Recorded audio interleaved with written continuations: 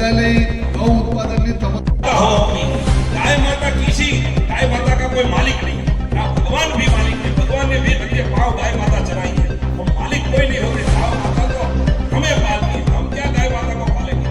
लेकिन अपने आने वाली पीढ़ी को बचाना है, आने वाली पीढ़ी हमें श्राप न दे। वाला कोई सभाમાં કીધું હતું કે આજમાં સુખી સંતાનોની વ્યાખ્યા છે, સુખીમાં સુખી નાના બાળકો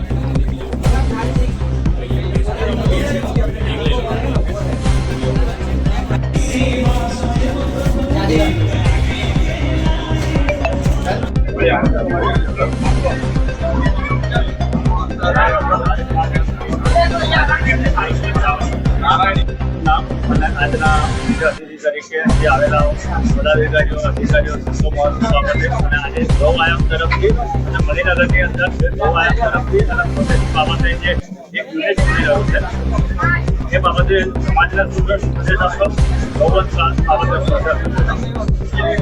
કિશોર વાટલિયા વિશ્વ હિન્દુ પરિષદ ગૌરક્ષા વિભાગ ઉત્તર ગુજરાત પ્રાંત પ્રમુખની જવાબદારી છે। સર્વપ્રથમ તો માતર સર્વભૂતાના ગાઓ સર્વ સુખપ્રદા જે આપણા વેદોનું વાક્ય જે છે એ વાક્યને ચરિતાર્થ કરવાની આપણી જવાબદારી છે। એ વાક્યોની અંદર વિજ્ઞાન સમાયેલું છે। એની સાથે સાથે આજે યોગ દિવસ છે। વિશ્વ યોગ દિવસની અંદર જ્યારે કર્ણાવતી મહાનગરની અંદર મણિનગર જિલ્લામાં ગૌ ઉત્પાદક કેન્દ્ર ખુલ્યું છે એટલે ગૌ સેવકો માટે આ મહાયોગ દિવસ કહેવાય। આ દિવસે આપણો મુખ્ય હેતુ શું છે? વિશ્વ હિન્દુ પરિષદનો કે સનાતન ધર્મનો મુખ્ય વિષય એ છે કે ભારતીય સંસ્કૃતિના માનબિંદુઓનું રક્ષણ કરવું। આ માનબિંદુઓમાં સર્વપ્રથમ સ્વાભિમાન ઉપર જ્યારે પ્રહાર થાય ત્યારે દરેક હિન્દુ કે દરેક સનાતની જાગતો હોય છે અને અખંડ જાગતો રહ્યો છે। તો આજે આપણે ગૌ હત્યા થઈ રહી છે, ગૌ તસ્કરી થઈ રહી છે, ગૌ માતાની જે અવદશા જે અત્યારે જે થઈ રહી છે એનું પરમેનન્ટ સોલ્યુશન કાયમી સમાધાન શું? તો કાયમી સમાધાન માટે આપણે શું કરવું પડશે? તો કે ગૌ પાલકો ગૌ માતાને બહાર કોઈને આપે નહીં, એ કરવું પડશે। ગૌ પાલકો ક્યારે કોઈને બહાર નહીં આપે તો કે ગૌ પાલકોને પોષણક્ષમ ભાવ મળે, ગૌ પાલન કરે એમાંથી કંઈક ને કંઈક લાભ મળે ત્યારે ગૌ પાલકો ગૌ માતાને વેચશે નહીં। હવે એ પાલન કરવા માટે એ પાલે એના માટે શું કરવું પડે? તો કે પાળે એના માટે આપણે ગૌ પ્રોડક્ટ જે છે ખેડૂતોને કે ગૌપાલકોને પૂરતા પોષણક્ષમ ભાવ મળે, એ ગૌ માતાને પાલે એટલા તો મળે પણ એનાથી પણ વધારે નફો મળે। એના માટે આપણે શહેરીજનોએ ખાસ તો જે ગૌ ઉત્પાદનો ઉપભોક્તાઓ જે છે એમને વધારેમાં વધારે ગૌ માતાની પ્રોડક્ટનો ઉપયોગ કરવો પડે અને એની શરૂઆત જ્યારે કરવામાં આવશે ત્યારે દીર્ઘકાલીન ગૌ માતાને મોટામાં મોટું સન્માન મળનારું છે।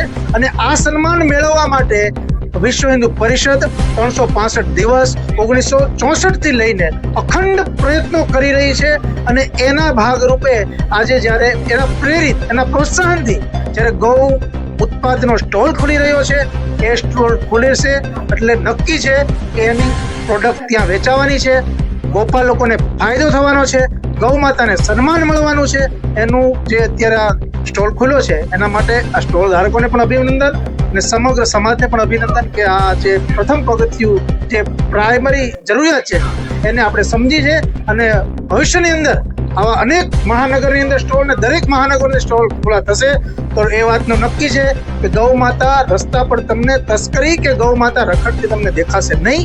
એના માટે આપણે આજે અહીંયા જે સ્ટોલનું ઉદ્ઘાટન થયું છે એમને પણ અભિનંદન આપીએ અને સર્વ લોકોને પણ અભિનંદન આપીએ કે ગૌ માતા થકી પેલા સુખી સંપન્ન થાય અને સ્વાસ્થ્ય રહે।